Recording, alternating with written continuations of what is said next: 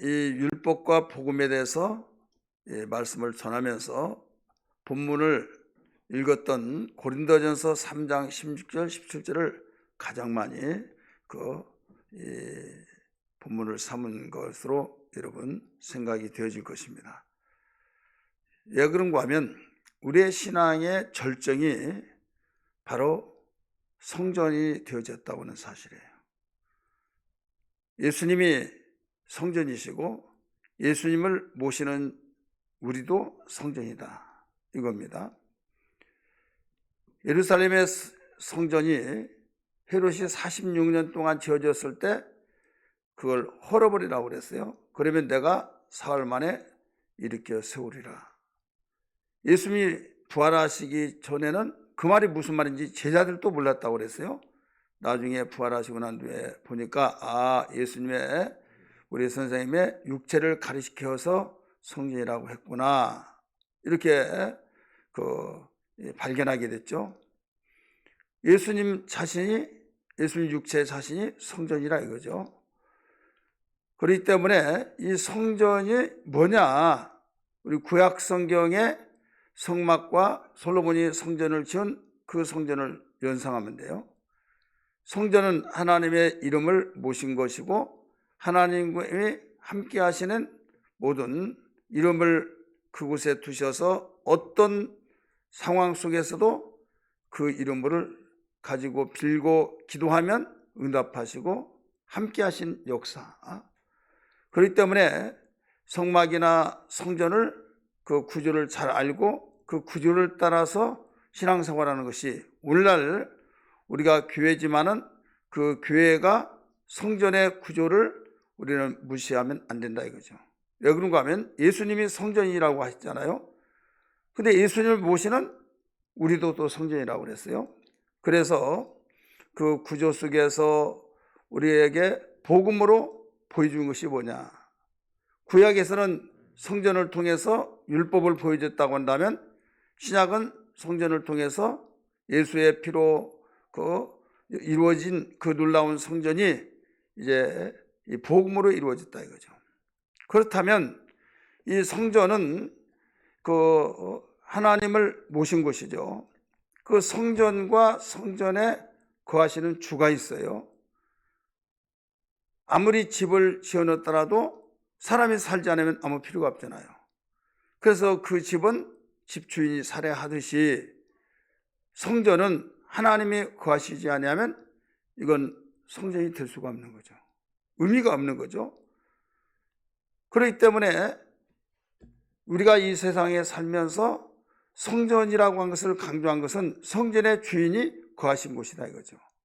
그래서 예수님이 이 세상에 오셔서 내가 사흘 만에 성전을 세우리라, 일으켜 세우리라 한 건 뭐냐면 죽고 부활하여서 이제는 예수님이 하나님의 아들이라는 사실을 증거하고 예수를 통해서 하나님을 믿고 섬기고 또 함께하고 있다는 사실이죠. 그래서 예수 그리스도를 통해서 이제 성전이 되기 때문에 어떤 가운데서도 예수를 통하지 않고는 하나님을 알 길도 없고 모실 수도 없는 거예요. 그래서 예수님 말씀하시기를 내가 곧 길이요 진리요 생명이니 나로 말미암지 않고는 아버지께로 올 자가 없다, 이런 말씀을 하셨죠.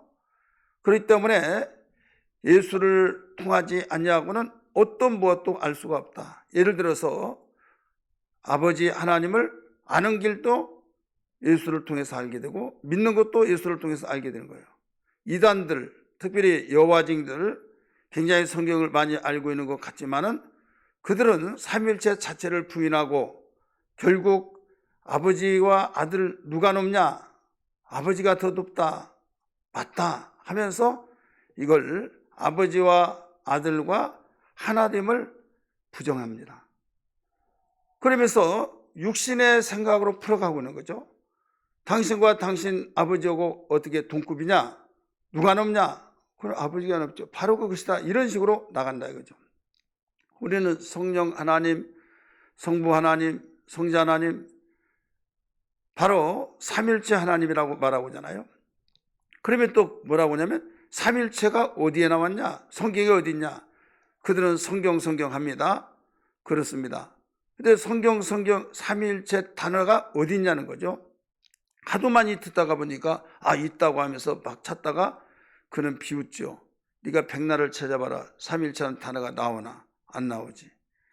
삼일체라고는 단어는 나오지 않지만은 삼일체 사건은 수없이 많이 나와요.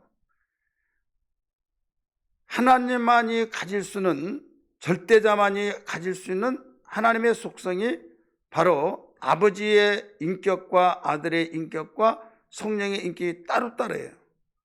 그렇지만은 존재는 하나다 이거죠. 여러분, 정삼각형을 보면 우리 인간의 지혜로, 지식으로 삼일체를 설명할 길이 없어요. 그냥 믿는 거예요. 그렇지만은 만분지 일이라도 삼일체 하나님에 대해서 좀 이해를 하는데 조금 도움이 된다고 한다면 정삼각형을 설명을 하잖아요. 분명히 정삼각형은 변이 따로따로 세 개가 있다 이거죠. 그러나 삼각형은 하나다 이거예요.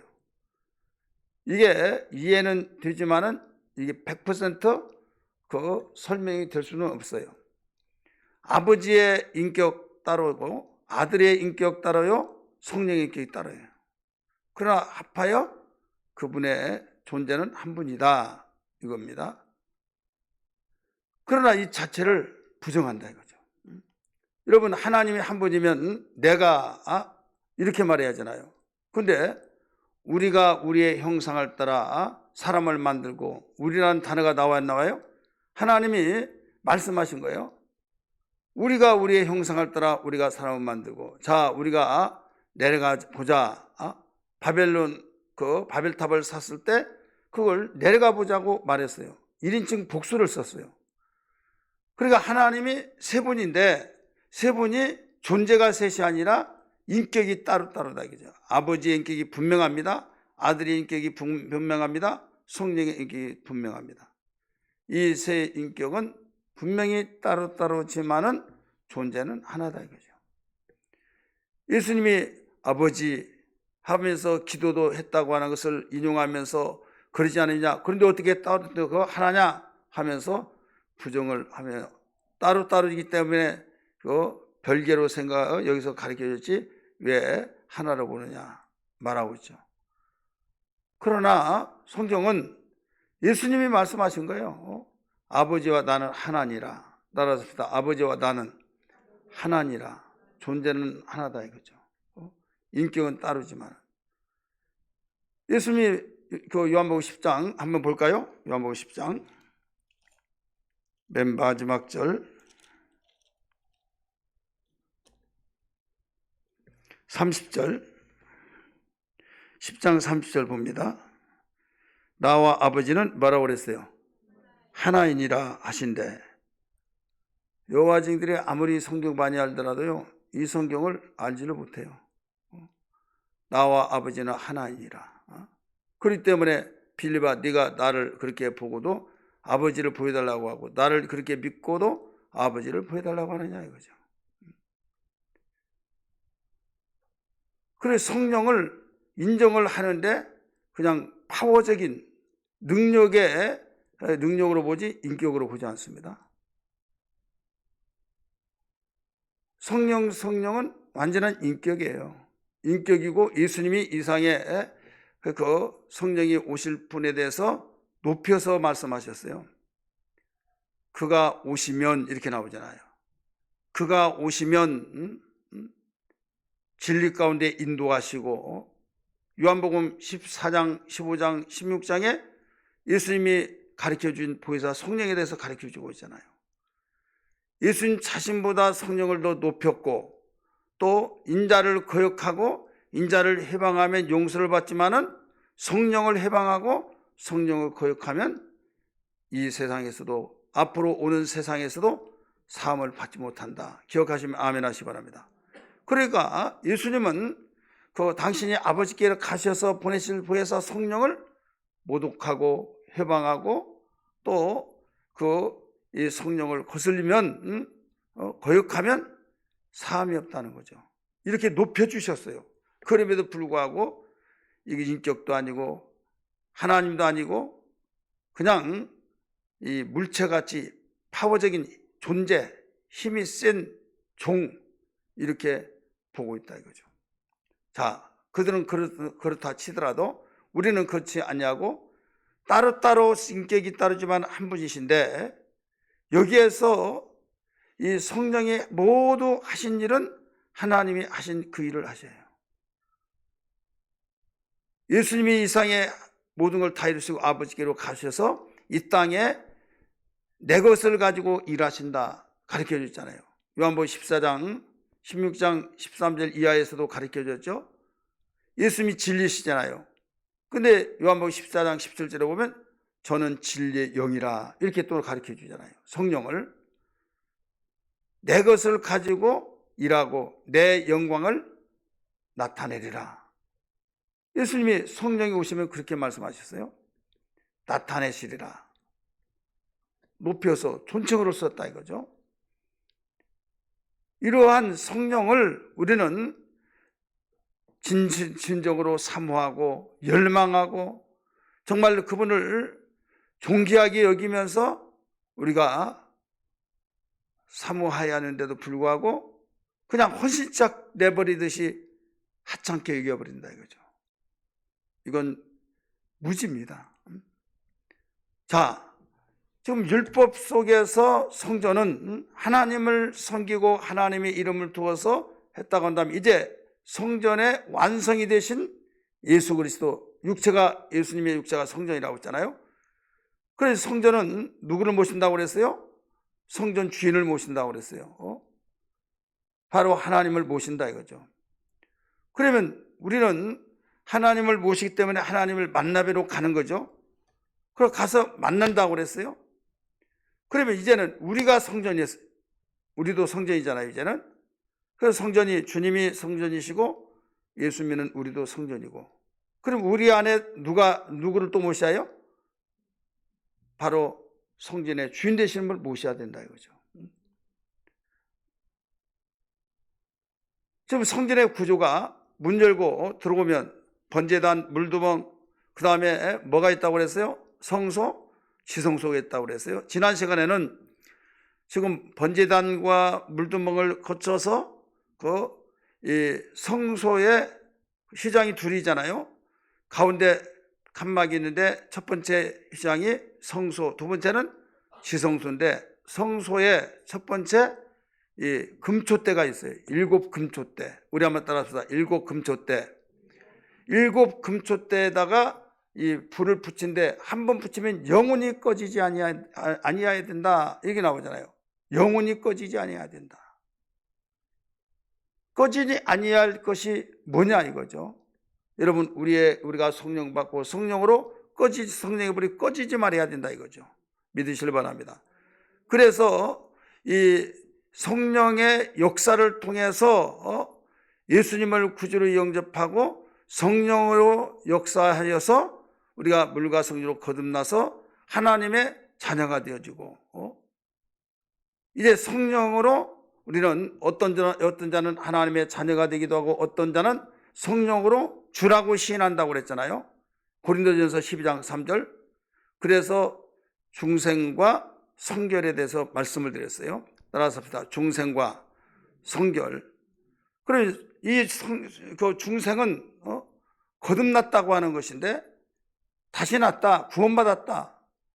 그래 어떤 느낌이 예수님 믿기 전과 믿고 난 후에 다를 바가 똑같다고 그랬어요. 그러나 분명히 뭐가 한 가지 다른다고 그랬어요? 생명책에 기록됐다고는 사실. 이건 영원히 변하지 않고 우리가 이 소망으로 살아야 된다 이거예요. 그래서 일생에 한 번 주어지는, 그래서 우리의 예식으로 보면 성례식의 침례를 통해서 우리가 고백을 하고 있잖아요. 침례는 일생에 몇 번 받아요? 한 번 받잖아요.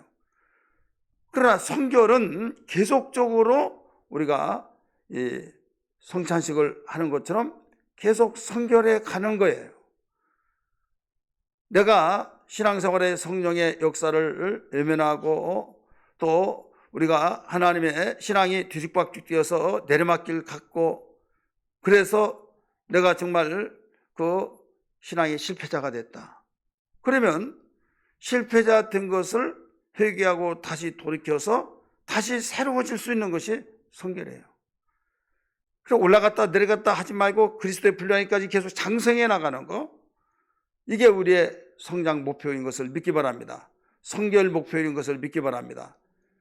그렇기 때문에 중생과 성결을 우리는 구분시켜서 말씀드렸던 것을, 우리 그 다음에 이제 금초 때다가 그 불을 붙이고 영원히 꺼지지 말아야 하는데, 곧바로 이제는 제사장이 그 떡을 떡상에 올려놓는다 이거죠.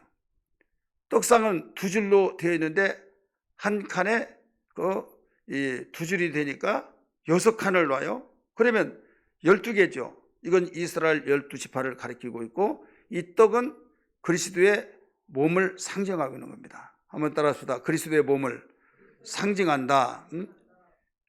그런데 제사장이 이 성소에 들어갈 때 그 떡을 거기에 이 진설병, 그 떡상에, 이 떡상은 금으로 만들어졌어요. 떡상에 이제 진설병을 쌓아놓을 때 금방울을 가지고, 방울을 가지고 갑니다. 딸랑딸랑딸랑 소리 나는 것은 뭐냐면 지금 하나님께 드려지고 있다. 이게 신호예요. 공개적이에요. 따라서 공개, 비공개가 아닙니다. 이 공개인데, 이 공개 속에서 지금 소리가 나면 하나님이 지금 연락하신 거고, 이 소리가 나지 않으면 연락받지 않는 거예요. 지성소에도 그 방울을 달고 가지만은 그 성소에서도 그렇다 이거죠. 그러면서 많은 사람들이 우리가 헌금을 은밀하게 해야 된다. 이건 은밀하게 한 거 아니에요.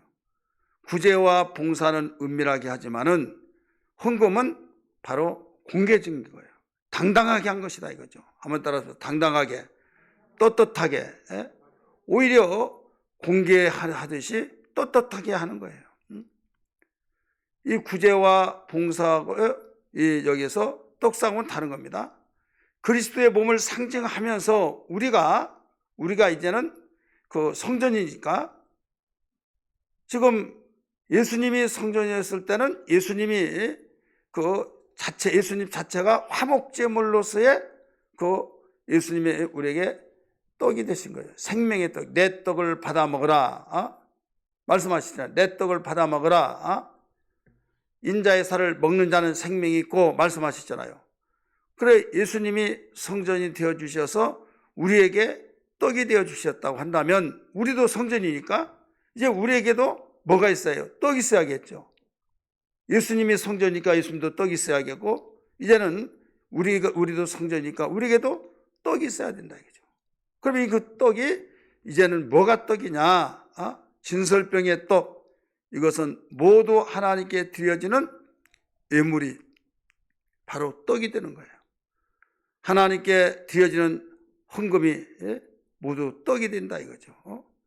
그래서 그리스도의 몸으로만 초점 맞춘 것은 성경을 잘못 본가요? 예수님이 성전이시다고 한 그 측면에서는 한 면만 보기 때문에 너희도 하나님의 성전이라, 이 말씀을 빼놓고 해석을 하는 겁니다. 한번 따라합시다. 내가 성전이다. 그러면 주님이 떡이고 또 우리가 성전이에요. 그럼 우리에게도 떡이 준비되어야 안 돼요? 돼야 된다 이거죠.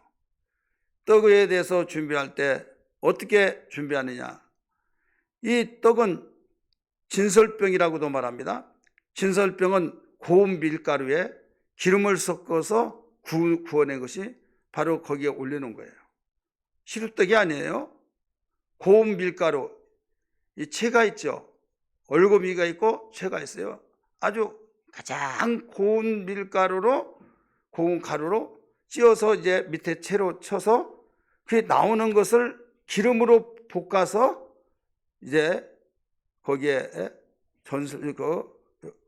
위에다가 이제 올려놓는다 이거죠. 그러면 이것은 무엇을 의미하고 있느냐? 정성된 예물을 드리라 이거죠. 우리 한번 따라합시다. 정성된 예물. 고운 가루에 기름을 섞어서 구워낸 것과 같이 심혈을 기울여서 정성을 들여서 예물을 드리라. 그런데 정성 들이지 아니하고 마음을 향하지 아니하고 그냥 대충대충 해서 드려진 건 하나님은 중심을 보시잖아요. 그렇기 때문에 우리는 이 헌금을 드릴 때도, 우리 감사를 할 때도 반드시 이런 정성으로 다해야 된다, 이 말씀입니다. 여기서 그러면 이 떡이 그 어떤 떡들이냐? 하나님께 헌금하는 것은 모두 빈손으로 나오지 말라, 이런 말씀 하시잖아요. 빈손으로 빈손으로 오지 말아라 가르쳐 주기도 하고. 우리 한번 성경 볼까요? 시편, 우리 먼저 96편 8절을 예물을 가지고 그 궁정에 들어갈지어다 나오는데, 시편 96편 8절 다 봅니다.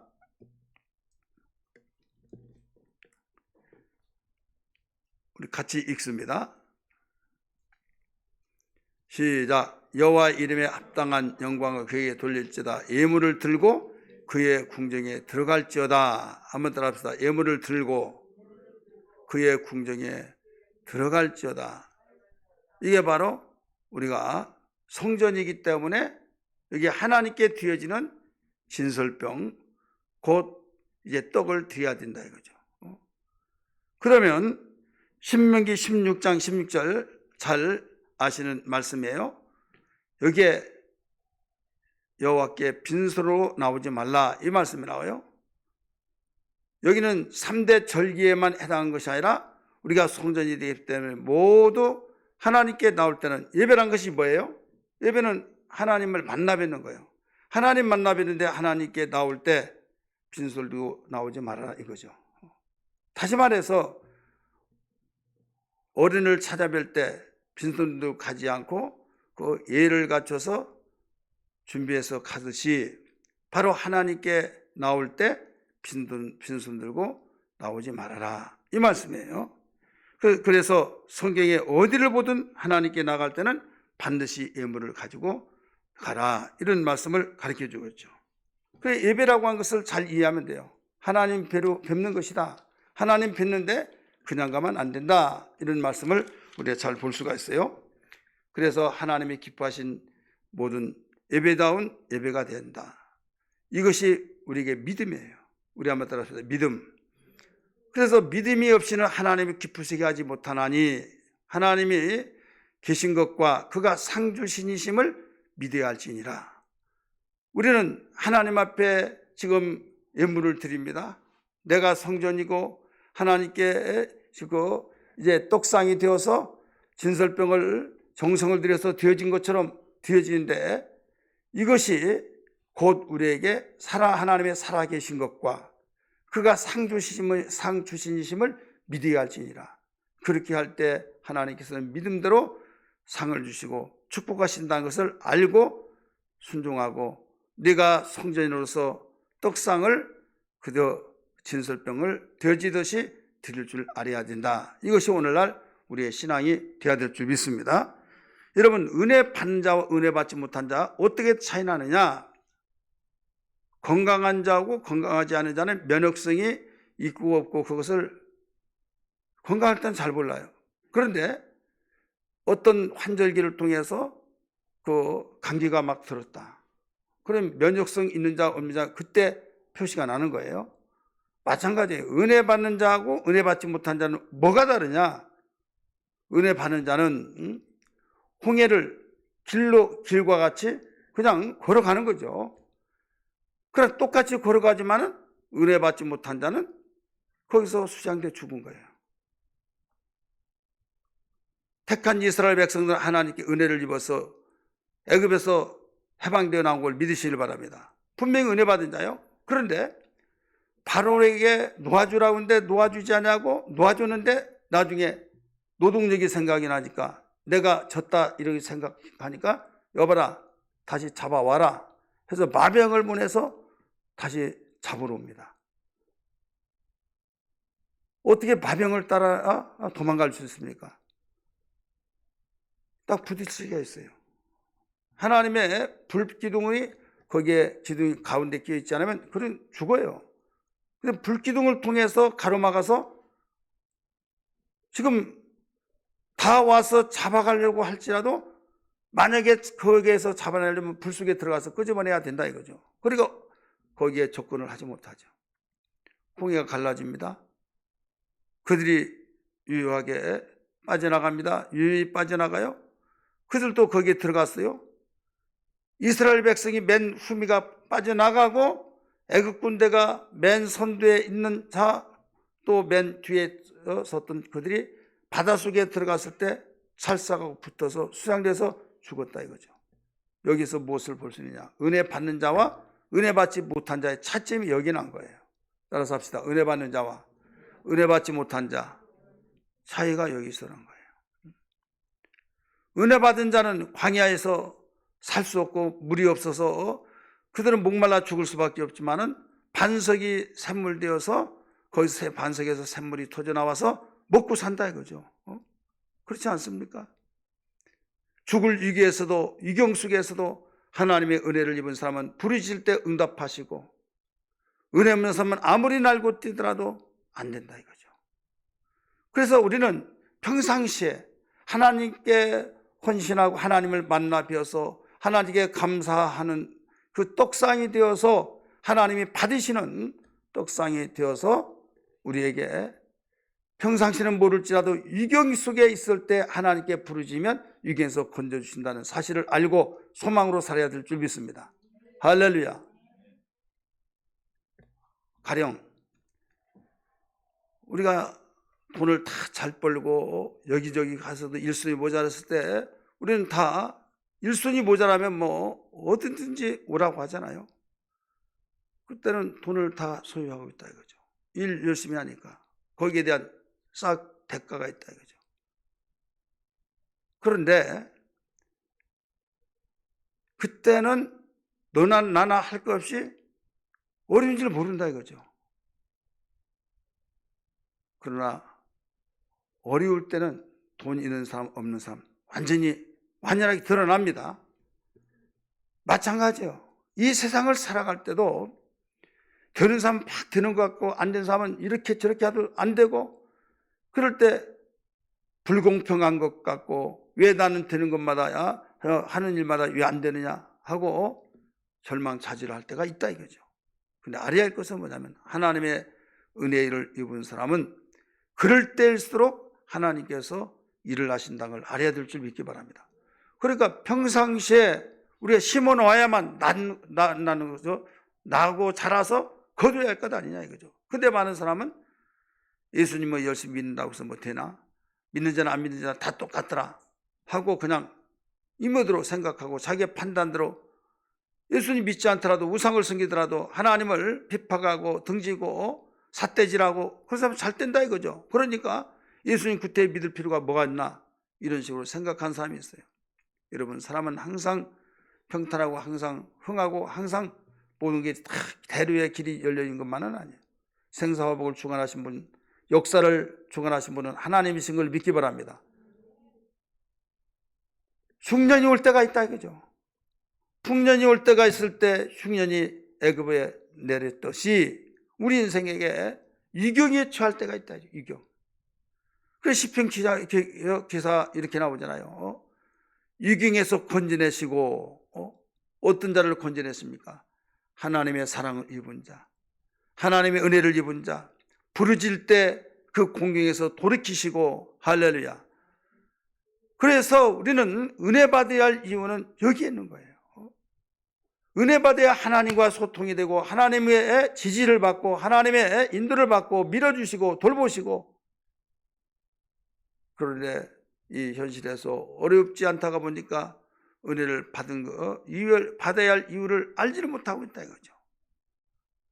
사람은 항상 평탄하고 항상 이대로의 대립의 길을 가고 행복한 것만 아니다. 어느 날 어느 시에 어떤 방법 어떤 상황 속에서 악조건 속에 공경에 처하고 여기에 일이 일어날지 모른다 이거죠. 그러나 하나님의 은혜를 받고 있는 그에게는 하나님이 외면치 아니하시고 기도할 때 들으시고 하나님의 선하신 길로 인도하시고 하나님께서 축복의 길로 인도하셔서 완전히 완연하게 드러난다는 것을 알아야 될 줄 믿기 바랍니다. 그러기 위해서는 항상 우리는 떡상에 떡이 끊지 아니하고 떡상에 항상 하나님께 올려드린 이 감사가 우리에게 끊어지지 말아야 된다 이거죠. 따라서 합시다. 감사가 끊어지지 말아야 된다. 그래서 감사한 자는 망하지 않잖아요. 왜 망하지 않느냐? 하나님의 뜻이기 때문에. 데살로니가전서 5장 18절에 가르쳐주고 있잖아요. 범사에 감사라. 이는 그리스도 예수 안에서 너희를 향하신 하나님의 뜻이니라. 하나님의 뜻이 망한 거 있어요? 하나님의 뜻 망한 것 하나도 없잖아요. 많은 사람들은 감사하는 사람이 뭐 그렇게까지 할 필요 있냐 막 하면서 자기의 주관대로 자기의 생각대로 하면서 감사한 삶을 좀 미련하게 보이고 바보처럼 여기고 자기 요령껏 믿고 자기의 판단 속에서 모든 걸 가려서 믿는 것이 대단한 지혜인 걸로 생각한대요. 아니에요. 감사 속에는 마귀가 있다 할지라도 한 길로 왔다 일곱 길로 떠나버릴지언정 여러분 감사하지 않는 자는 마귀가 침투에 들어와서 아지트를 삼을 수 있는 계기가 된다는 걸 알아야 될 줄 믿기 바랍니다. 그래서 항상 범사에 감사라고 말씀하고 있는 거예요. 떡상이라고 하는 그 떡상 위에 떡이 항상 진설이 되어야 된다. 진설병이 있어야 된다 이거죠. 그럼 진설병들이 뭐냐? 모든 헌금을 말하고 있는 거예요. 이 헌금에서 우리에게 꼭 알아야 할 것이 이스라엘 백성들이요 그렇게 하나님의 뜻대로 살고 하나님께서 원하신 뜻대로 살기 위해서 애통하고 그랬는데요 그들이 저주를 받고 있는 거예요. 저주를 받으면서 왜 우리 민족이 이렇게 저주를 받아야 하나? 아무리 애국 바벨론이나 아수르 그들이 침략을 했을 때 우리 민족이 잘못 생겼다 할지라도 그들보다 낫지 않느냐 이거죠. 그러면서 그들이 아무리 분석을 하고 아무리 보더라도 캐션이 되는 거예요. 이건 알 수가 없다는 거죠. 우리가 아무리 못생겼다 할지라도 그들보다 낫지 않느냐 이거죠. 우상 종주국인 바벨론 그들보다 우리는 낫는데 왜 우리 택한 민족이 그들에게 망하고 종살이를 해야 하느냐 이거죠. 그런데 말라기 선지자가 그 이유를 조목조목 가르쳐주고 낱낱이 우리에게 비밀을 가르쳐 주셨어요. 그래서 말라기서를 여러분 반드시 읽어야만 합니다. 말라기에는 무엇을 가르쳐 주고 있는가 하면 이 그 떡상의 진설병을 바로 어떻게 바치하느냐 이 사실을 가르쳐 주고 있는 거예요. 1장에서 말라기 4장까지 나오잖아요. 1장은 뭐냐?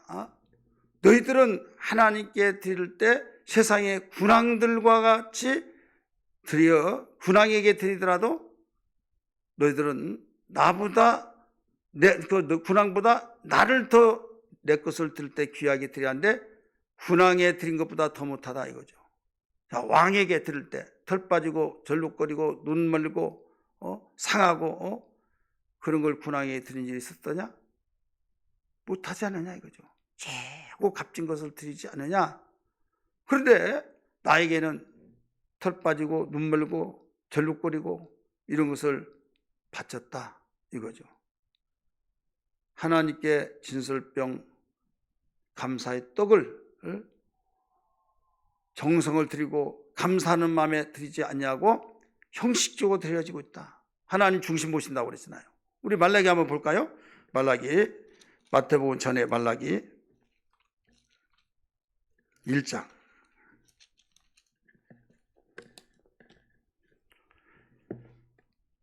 같이 읽습니다. 몇 절을 읽으신가 하면 6절부터 봅니다. 시작. 내 이름을 멸시하는 치사들이라 나 방군의 여호와가 너희에게 이르기를 아들은 그 아버지를 좋은 그 주인을 공경하나니 내가 아버지일진데 나를 공경함이 어디 있느냐? 내가 주인일진데 나를 두려워함이 어디 있느냐? 그리고 하나님을 섬기는 자세가 잘못됐다 이거죠. 태도가 잘못됐다 이거죠. 너희가 나를 아버지일진데 나를 공경함이 어디 있느냐? 내가 주인일진데 나를 두려워함이 어디 있느냐? 두려워하지도 않고 공경하지도 않고 이거예요. 하나 너희는 이르기를 우리가 어떻게 주의 이름을 멸시하나이까 하는도다. 너희가 더러운 떡을 나의 제단에 드리고도 말하기를 더러운 떡. 지금 여기에 떡상에 드려지는 떡을 말하고 있어요. 구약시대 때 성전에서 하나님 섬기잖아요. 번제단, 물두먹, 성소, 지성소에, 거기에 지성소에 금초대 다음에 뭐라고 그랬어요? 떡상이라고 그랬잖아요. 떡상에다가 진설병을 거기다 올려놓는데 그 더러운 떡을 올려놨다 이거예요. 더러운 떡을 나의 제단에 드리고도 말하기를 우리가 어떻게 주를 더럽게 하였나이까 하는도다. 이는 너희가 여호와의 식탁을 경멸히 여긴 것이라. 말하기 때문이라. 8절을 같이 읽습니다. 시작. 만군의 여호와가 말하노라. 너희가 눈먼 희생 제물을 바치는 것이 어찌 악하지 아니하며 저는 것 병든 것을 드리는 것이 어찌 악하지 아니하냐. 이제 그것을 너희 총독에게 드려보라. 그가 너를 기뻐하게 했으며 너를 받아주겠느냐. 만군의 여호와가 이르노라. 너희는 나 여호와께 은혜를 구하면서 우리를 불쌍히 여기서 하여 보라. 너희가 이같이 행하였으니 내가 너희 중 나 하나님들 받겠느냐. 더러운 떡으로 드려지면서 이렇게 내가 드렸사오니 복을 주세요 한들 받겠느냐 이거죠.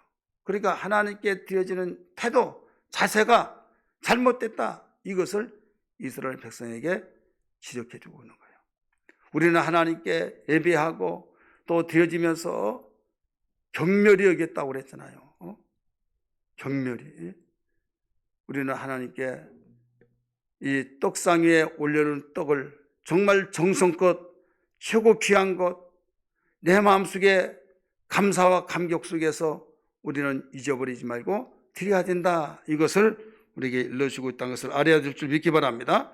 그래서 우리는 어떤 일이 있더라도 이런 내용을 잘 가르쳐서 배워서 우리 하나님이 받으시는 정결한 떡이 되어야 될 줄 믿습니다. 하나님께서 받으시는 떡이 되어야 될 줄 믿습니다. 말라기 2장은 뭐냐? 하나님의 법을 무시했다고 가르쳐주고 있어요. 따라서 하나님의 법을 무시했다. 법대로 네가 섬기라. 법대로. 오늘날 우리 성도들에게, 오늘날 모든 신약시대 성도들이 하나님을 섬길 때 하나님의 법대로 섬기하잖아요. 말씀대로 섬겨야 된다. 그런데 말씀을 떠나서 내가 원하는 대로, 내 주관대로, 그래 내 기분이 나쁘면, 내 주관에 틀리면 모든 것을 그럴 수 있냐 저럴 수 있냐 하면서 왜 그러냐 저러냐. 성경이 그렇게 말하고 있잖아요. 성경이면 다냐. 여러분, 이것이 우리에게는 합리적이고 맞는 것 같아서 말한 것 같이 느껴질 수 있겠으나 그건 신앙의 기초가 잘못된 거예요. 예를 들어서 우리는 내가 주인이었잖아요. 예수 믿기 전에. 내가 주인이었기 때문에 내가 하고 싶은 다 했잖아요. 그러다가 복음을 통해서 예수를 만났어요. 만났을 때 주여 나는 죄인입니다. 내 죄를 십자가에 못 박혀 죽으시고 죗값을 다 치러주신 것을 이제 알았습니다. 감사합니다. 예수님 이제 내 마음속에 내가 인격적으로 모시오니 나에게 구세주가 되어주세요. 나의 주인이 되어주시고 나의 임금이 되어주세요. 왕이 되어주세요. 하고 마음의 문을 열고 예수님을 인격적으로 모셨어요. 자, 뭘로 모셨어요? 구세주, 나를 구원하신 주인으로 모셨다 이거죠. 주인으로 모셨어요. 왕으로 모셨어요. 그럼 내가 왕이었던 것을 내가 내려놓고, 왕은 하나밖에 없잖아요. 내가 왕이었는데 이제는 그 자리에서 내려와서 예수님을 내가 왕이었던 자리에 모시는 거예요. 그분이 침투에 들어온 것이 아니에요. 침략해 들어온 거 아니에요. 내가 인격적으로 마음의 문을 열고 그분을 왕으로 모셨다 이거죠. 그러면 이제는 내가 내 마음대로 진두지휘했던 것을 내려놨으니 누가 나를 진두지휘하면서 통치할 때 순종해야겠어요. 주님이 나를 통치하도록 우리가 자리를 내드렸으니 주님이 명령하면 그 명령대로 우리가 순종하는 것이 우리가 신앙생활할 때 그렇게 하리라고 모셨잖아요. 종은요, 종도 인격체이기 때문에 생각도 있고 이러면 안 되는데 이러면 안 되는데 자기 생각, 자기 주관, 자기가 판단하는 것이 있어요. 그러나 내가 주인을 모시고 있는 한 내 위치는 주인의 의지에 의해서 나는 관철시킬 수 없다. 주인이 하라고 한 대로 하는 것이다. 분명한 사실이잖아요. 그래서 주인이 하라고 하면 그대로 순종하는 것처럼 주님이 우리에게 말씀하실 때 그 말씀대로 순종하는 거예요. 그래서 나는 날마다 죽었노라 계속 바울은 고백하고 있잖아요. 그래서 내가 어떤 위치란 걸 알고 하나님을 섬겨야 된다 이거죠.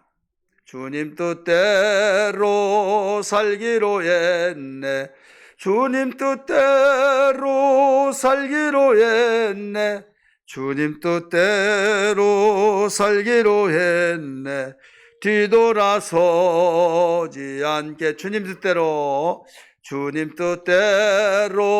살기로 했네. 주님 뜻대로 살기로 했네.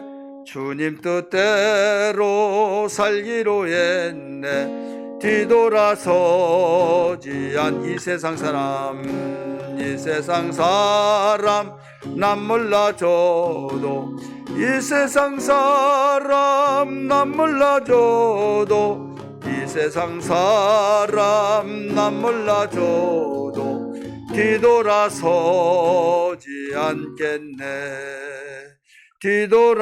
뒤돌아서지 않겠네.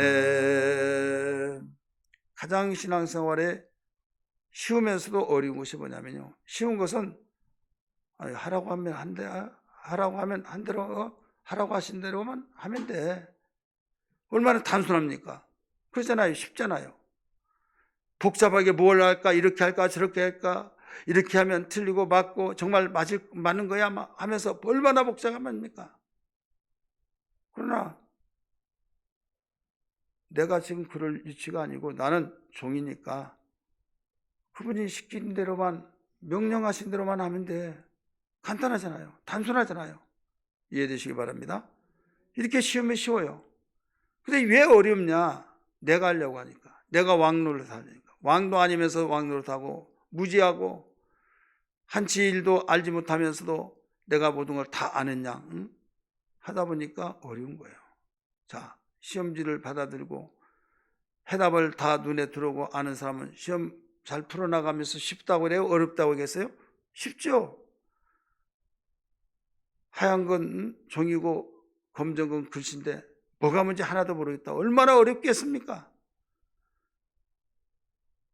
내가 해답을 모르는 사람이 얼마나 어렵겠느냐 이거죠. 우리는 해답을 알지를 못해요.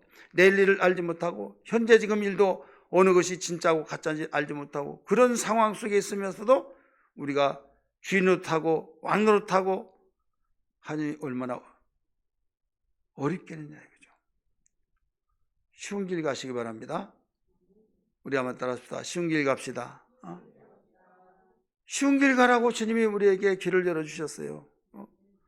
쉬운 길 가는 것은 내 뜻을 포기하고 주님을 주인으로 왕으로 모셨으니까 우리가 이 위치를 잊어버리지 말고 옛날 내가 왕했던 버릇이 있어가지고 그 순간순간에 딱 떠올리려고 해요. 또 왕노릇 왕인 양 착각할 때가 있어요. 이때는 뭐라고 하겠어요? 야, 이 녀석아, 착각하지 마. 나는 왕이 아니다 하면서 우리는 정신 차려야 될 줄이 있습니다. 아멘 하십시다. 그러면서 주여 나는 나에게 말씀해 주옵소서. 주님만이 나의 왕이시오 나의 주인이십니다 하면서 어려울 때일수록 주님께 기도하고 주님 나는 무지하고 나는 내가 무엇을 해야 할지 감이 오지 않으니 나에게 명령하여 주옵소서 하면서 우리가 경건의 삶을 살면서 주의 음성을 듣는 그런 자세가 항상 돼야 될 줄 믿습니다. 이게 지혜예요. 그래서 쉬우면 아주 쉬운데 그렇게 쉬운 것도 너무 어려운 거예요. 왜? 이미 말씀드렸던 것처럼 내가 하려고 하니까. 우리는 주님 오실 때까지 내 생명 다하는 그날까지 주님이 말씀하신 대로 순종하며 살리라 라고 우리가 고백과 결단이 있어야 될 줄 믿습니다. 이 장에서는 법대로 하면 된다 이거죠. 그래서 구약에서는 무엇을 주셨습니까? 율법을 주셨어요. 신약에서는 복음을 주셨잖아요. 의인은 오직 믿음으로 말미암아 살리라. 그렇기 때문에 다시 살려주신 우리를 이제는 넌 살았으니까 내가 진리를 줄 테니 넌 진리대로 살아라 이거예요. 그래서 진리를 따라서 살면 주님이 가신 그 길까지 무난히 가게 됩니다. 왜? 주님은 진리의 영으로 성령을 우리에게 보내주셨고 진리 되신 주님을 계속 가는 길을 가도록 우리에게 역사하셨으니 우리가 진리대로 살게 해달라고 기도하며 나를 진리의 영으로 인도해달라고 항상 겸손한 마음 가지고 기도해야 될 줄 믿습니다. 그리고 또 3장에서 무엇을 가르쳐 주는가 하면 11조를 드려라 이거예요. 3장 11조에 대해서 가르쳐 주잖아요. 자, 저주가 뭐냐? 이스라엘 백성의 저주. 한센병, 옛날 문둥병이라고 그러죠. 문둥병이 저주고 또 그에게 모든 3대, 4대가 되는 것이 없이 집안이 다 어려움이 있고 사양길로 가고 그게 저주냐? 우리는 대부분 저주로 생각하고 있어요. 그러니까 진단을 잘못한 거예요. 말라기 선지자는 저주가 뭔 줄 아느냐? 기한전에 떨어지지 않은 과실이 바로 저주다 이거죠. 기한전에 떨어지지 않는 과실. 그래서 11조 헌금 기도할 때 하나님 사랑하는 11조 하는 성도들 하나님 말씀대로 기한전에 떨어지지 않는 축복으로 불필요한 지출을 막아 주옵소서 이런 기도를 해야 하네요? 하잖아요. 성경을 우리에 통해서 일러주셨기 때문에 농사지는 농부에게 곡식이 열매를 맺어서 상품의 가치가 되기까지 잘 자라줘야 된다 이거죠. 그런데 상품의 가치가 되기도 전에 떨어져 버려요. 어쩌다 하나씩 떨어지면 보는데 다 우수수 떨어진다면 거둘 것이 하나도 없으면 그게 바로 저주지 뭐냐 이거죠. 벌기는 많이 벌어요.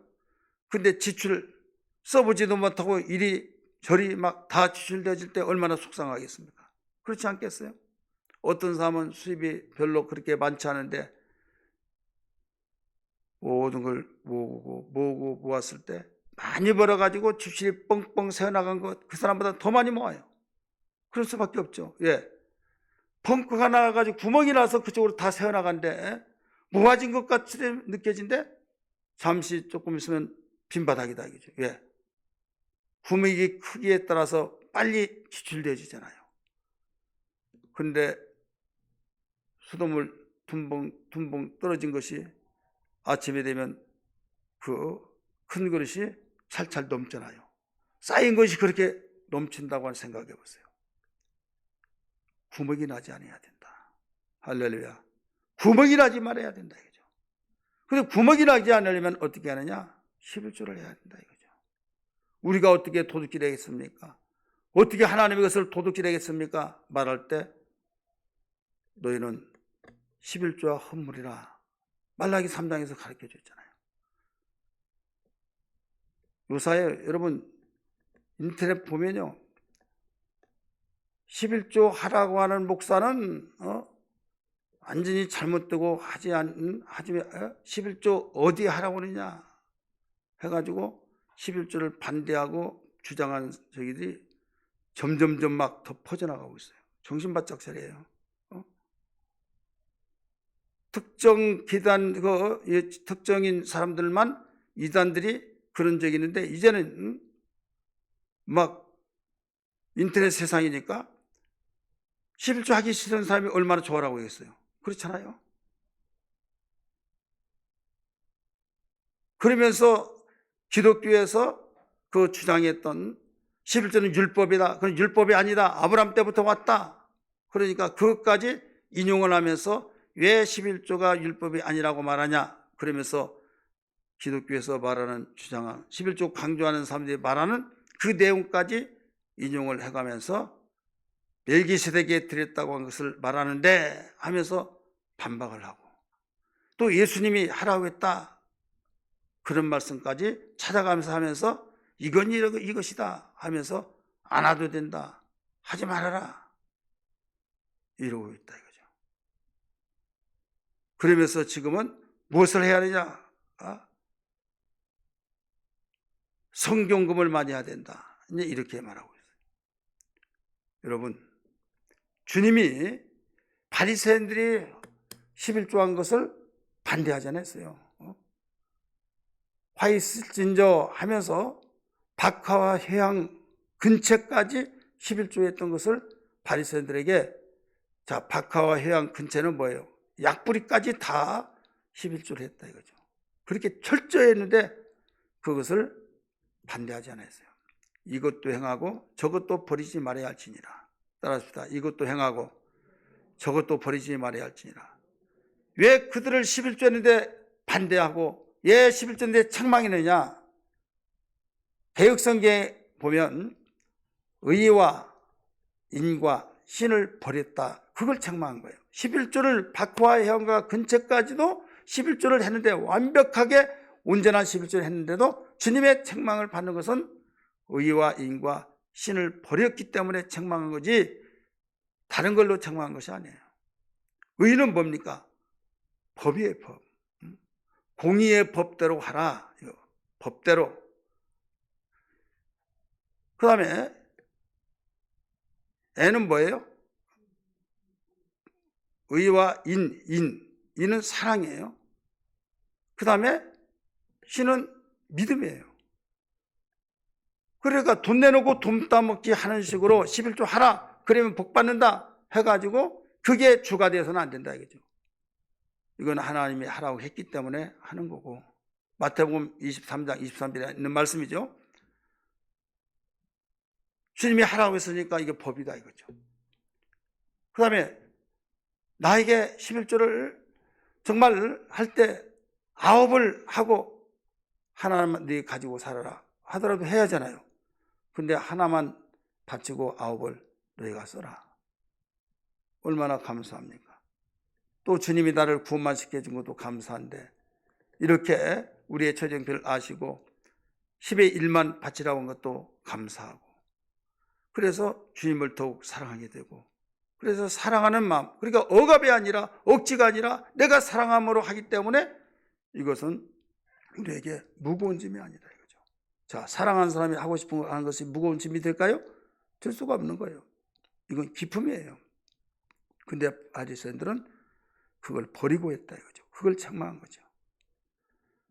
그 다음에 신, 믿음을 가지고, 믿음을 통해서 하나님이 기뻐하신 걸 믿기 바랍니다. 믿음을 통해서 기뻐하신 거예요. 그러니까 하나님이 11조 하면 복 주신다고 했다 해가지고 거기에 1순위가 되고 그게 혈안이 되어져서 11조 생활하지 말고, 하나님의 이건 법이다. 공의로우신 법이다. 내 것이 아니다. 하나님의 것이다. 모든 걸 다 하나님의 것인데 하나님이 9은 네가 가지고 하나를 내게 바치라 이거잖아요. 여러분, 부자가 논을 사주고 밭을 사주고 이렇게 했어요. 네가 다 써라. 근데 거기에 이 1200평을 사주는데 쌀 한 가마니만 달라. 1200평의 쌀 한 가마니면 그냥 준 거죠 뭐. 6마지기. 거기에 쌀이 굉장히 많이 나오는데 한 가마니만 달라. 그리고 어떤 사람은 서말만 달라. 서말. 아니 그거 그냥 받으면 받고 말면 맞지 서말이냐. 어떤 사람 한 말만 달라. 도대체 이해가 안 되는 거예요. 한 말. 왜 그런 줄 아세요? 이건 네 것이 아니라 내 것이다. 그것을 인지시켜 준 거예요. 부자 사람들이 그걸 많이 활용하잖아요. 내가 돈이 없어서 받은 것이 아니라 이건 분명히 명백하게 네 것이 아니라 내 것이다 이거죠. 하나님께서 11조를 바치라고 한 것은 내가 모든 것을 내가 지었고 내 것이다. 내가 너에게 주었는데 10회는 내게 바치라. 하나님의 법이에요. 그래서 우리는 그 법대로 내 것이 아니기 때문에 하나님께서 드린다. 여러분, 내 것이 아니라 하나님께서 드린 것은 당연한 것이니까 이건 우리가 뭐라고 할 필요 없는 거죠. 그래서 말라기 선지자를 통해서 가르쳐 준 것은 너희는 하나님의 것을 도둑질했다. 도둑질. 우리가 어떻게 하나님의 것을 도둑질합니까? 할 때 11조와 헌물이라 가르쳐 주셨잖아요. 11조 헌물. 그래서 11조의 문제가 나온 거예요. 그 다음에 이 11조의 원리를 깨달았을 때 너무 감사하고 주님 사랑함을 알게 되었고, 그래서 사랑하게 되고, 그 다음에 11조 하면 내가 이렇게 축복해 줄게. 축복 안 해줘도 돼요. 그런데 또 축복을 또 해준다고 말씀하셨어요. 그래서 우리는 그냥 법이기 때문에, 사랑하기 때문에 더 나가서 하나님이 말씀하시니까 또 기한전에 떨어지지 않냐고 시험해 보라고 말씀하신 것처럼 나는 복 받았다. 왜 하나님이 이렇게 약속하셨으니까 하고 믿음으로 하는 거예요. 할렐루야. 믿으시길 바랍니다. 아나니와 삽비라가 왜 망했습니까? 왜 망했냐 이거죠. 아나니와 삽비라가 초대교회 바나바와 함께 내가 하나님께 전 재산을 드리겠습니다. 하나님 은혜 받고 감동받아서 많은 사람이 공표했어요. 은방울, 금방울이 짤랑짤랑 하듯이 그냥 내 혼자만 마음에 두지 않고 공표했잖아요. 왜 망하게 됐을까요? 이것은 이미 하나님께 작정한 그 자체가 하나님이 받으신 거예요. 따라서 이미 받으신 것이다. 이미 받았는데 자기 것인 양 이걸 감해버렸다 이게요. 감했던 것 때문에 망한 거예요. 야, 네가 내게 작정했지 않냐? 네가 드린다고 했지 않냐? 이미 내가 받아서 내 것이다 이거예요. 그런데 너는 내 걸 감했느냐? 이거예요. 그래서 초대교회 큰 아주 정신 바짝 나게 만들면서 그 일로 인하여서 하나님을 두렵게 여기면서 생각을 달리하는, 정말 하나님께 작정한 것은 바로 드려야 하는구나 이렇게 가르쳐줬죠. 여러분, 서원이라는 것이요, 하나님께 이미 서원한 순간부터 하나님 받으신 것이라는 걸 믿기 바랍니다.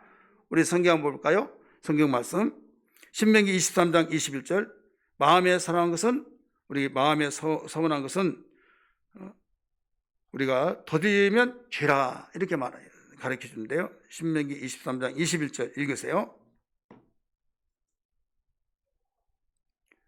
같이 읽습니다. 시작.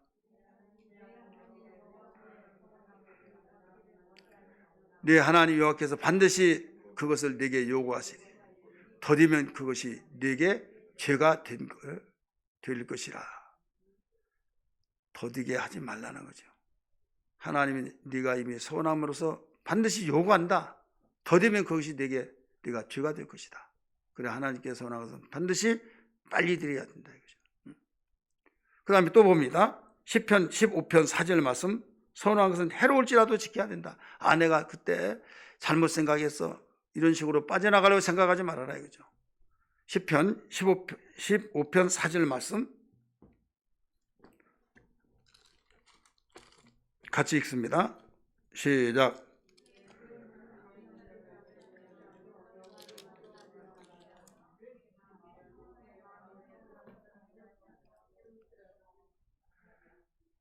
해로울지라도 뭐라고 그랬어요? 바치라는 거죠. 내가 잘못 생각했어 하면서 취소가 안 된다는 거예요. 어떤 사람은 송아지를 바치기로 했어요. 근데 송아지가 여차짜해서 나 돈을 환산해가지고 바치겠어. 돈으로 계산해가지고. 그럼 둘 다 하나님의 것이다. 이렇게 가르쳐줘요. 우리 내우기 한번 봅니다. 27장, 내우기 27장 9절 10절 같이 읽습니다. 27장 9절 10절 시작. 사람이 서원한 예물로 여호와께 드리는 것이 가축이면 하나님께 드릴 때는 다 거룩하니 그것을 변경하여 우열감 바꾸지 못할 것이요 혹 가축으로 가축을 바꾸면 둘 다 거룩할 것이며. 나오죠. 둘 다 거룩해진 것이다 이거죠. 내가 변경했다. 가축으로 드리려고 했다. 그런데 나는 다른 걸로 드리겠다. 그럼 둘 다 거룩한 걸 둘 다 드려야 된다 이거죠. 변경시키지 말아라 가르쳐 줬어요. 오늘 우리는 떡상에 재물이 있기를 원하시고 계시는데 왜 하나님이 헌금을 원하시느냐? 하나님 우리에게서 축복하시려고. 자, 물질 있는 곳에 뭐가 있어요? 마음이 있죠. 모든 천하가 하나님의 것인데 왜 하나님께서 우리가 열심히 일했던 거 일하면서 그것을 하나님께서 바치라고 말씀하셨을까요? 이것은 하나님이 돈이 없어서가 아니라 물질이 있는 그곳에 마음이 있고 마음이 하나님께 드릴 때 하나님을 향한데 만약에 하나님께 드려지지 않고 세상으로 나가버렸다 그러면 그 돈이 세상으로 나갈 때 세상으로 마음이 뺏겨진다 이거죠. 그래서 예수님이 사역 초기에 너는 네 보물을 너를 위하여 땅에 쌓아두지 말고 하늘에 쌓아라. 거긴 동록도 좀도 도저히 뚫지 못한다 하신 말씀을 기억하시면 아멘 하시기 바랍니다. 캐나다의 해중교회 한 목사님은 뭐라고 말했는가 하면요, 교회에서 헌금을 강조하지 않은 목사님은 사표 내고 거기에서 모든 것을 내려와라. 내려와야 된다. 이렇게 강조를 했어요. 왜 그런가 하면 사람들이요, 조금 나은 생활하면 내가 뭐 사고 다 그렇게 해서 없을 때는 주여 이걸로 족하오니 하면서 애통하다가 조금 물질이 번성하면 못 사야지 하면서 땅으로 흘러가 버린다 이거죠. 우리는 세상으로 흘러간 것을 막아내야 하는데 그 막아내는 것이 물코를 돌리듯이 이쪽으로 흘러가면 안 된 것을 이쪽으로 돌려야 할 거 아니에요. 돌리는 것이 뭐냐? 사람은요, 물질 있는 곳에 마음이 있기 때문에 그래서 하나님께 바치라는 거예요. 하나님께. 여러분, 하나님께 바칠 때 하나님께서 바친 그 헌금, 여러분 헌금이 하늘로 슝 하고 태풍 불면 돌아서 올라가듯이 하늘로 올라갈까요? 하늘 보좌에 딱 거기에 쌓일까요? 아니잖아요. 교회마다 재정집사가 있고 그걸 모두 다 기록하고 지출하고 다 그렇지 않습니까? 근데 예수의 이름으로 드려져서 예수의 이름으로 드려진 그 물질은 이제 하나님이 그걸 받으신 것이다. 받으신 가운데 우리의 마음이 주님을 향하고 주님께 향하여서 주님과의 연결고리가 되고 교통이 되어지고 하나님께 가까이 하면 내게 복이라고 말씀했으니, 여러분, 대부분 사람들이 어디에서 무너진 거 하면요, 이런 말이 있잖아요. 어려울 때는 하나님 나를 살려주세요, 나에게 축복하시면 이렇게 하겠습니다, 막 이런 기도 많이 하다가 그 물질의 축복이 주어지고 물질이 나에게 번영이 되어지고 그럴 때 그 소원대로 지키지 않고 바삐 움직인데 세상에 돈 쓴데 세상에 투자한데 바삐 하다가 주님과 점점 멀어지다가 나중에는 다 날아가 버렸을 때 그때 아무리 울고 통곡한들 이미 지나가 버렸다 이거죠. 복의 근원 되신 분은 하나님이란 걸 믿기 바랍니다. 성전에서 하나님을 섬기는 법, 하나님의 법계, 하나님 모신 그곳에 절차가 있다 이거죠. 7 금초 때 떡상에 진설해 놓은 12지파는 이스라엘 전 백성이 한 사람도 빠뜨리지 않냐고, 어느 지파도 빠지지 않고 모두 동참해야 된다 이거죠. 그래서 예수님이 이 세상에 오셔서 바로 화목제물로 떡이 되어서 이 떡을 먹으라 말씀하시고, 예수님만 성전이 아니라 우리도 성전이기 때문에 우리도 이제 하나님께 드려지는 떡이 되어야 된다 이거죠. 그 떡이 뭐냐? 진설병이 오직 헌금이다. 헌금, 11조와 감사헌금.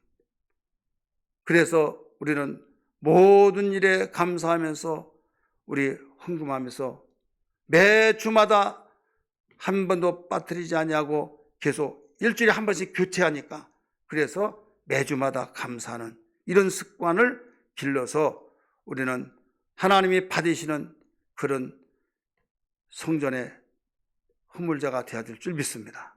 할렐루야. 말라기 선지자는 여기에서 이스라엘 백성이 그렇게 하나님의 뜻대로 살기 위해서 힘썼고 애썼고 그렇게 했는데 왜 우리가 저주를 받아야 하는가? 아무리 그들이 생각하더라도 해답이 나오지 않고 진단을 하지 못했을 때 하나님은 말라기 선지자를 통해서 가르쳐준 말씀이 말라기예요. 우리는 자세에서부터 법대로 지켜야 하겠고 하나님 것을 너희 도둑이 됐기 때문이다. 우리가 어떻게 하나님 것을 도둑이 됩니까? 점프해서 하늘 문을 열고 도둑이 할 수 있습니까? 말도 되지 않는 소리 하지 마십시오 하니까 그 11조와 헛물이다. 그러면서 너희는 하나님께 돌아오라. 그러면 내가 너에게 돌아가리라. 말라기 3장 7절부터 나오잖아요. 그 다음에 8절부터 11조 이야기가 나오잖아요. 그래서 11조는 하나님께 돌아간다는 뜻이에요. 따라서 하나님께 돌아간다. 11조를 하지 않고 떼어먹는 사람들은 하나님께 돌아간 것이 아니에요. 떡상에서 떡을 여러분 해야만 그때 기도할 때 여러분 응답받고 기도할 때 놀라운 역사가 이루어진대. 이 기도에 대해서는 다음 시간에 말씀을 드리기로 하고요. 오늘 우리는 어떤 가운데서도 하나님이 우리에게 축복하시고 하나님께서 우리에게 받으실 만한 모든 것을 일러주셨으니 우리가 성전인 만큼 떡상 위에 신설병 떡이 항상 끊임없이 계속 이루어져야 될 줄 믿습니다. 할렐루야.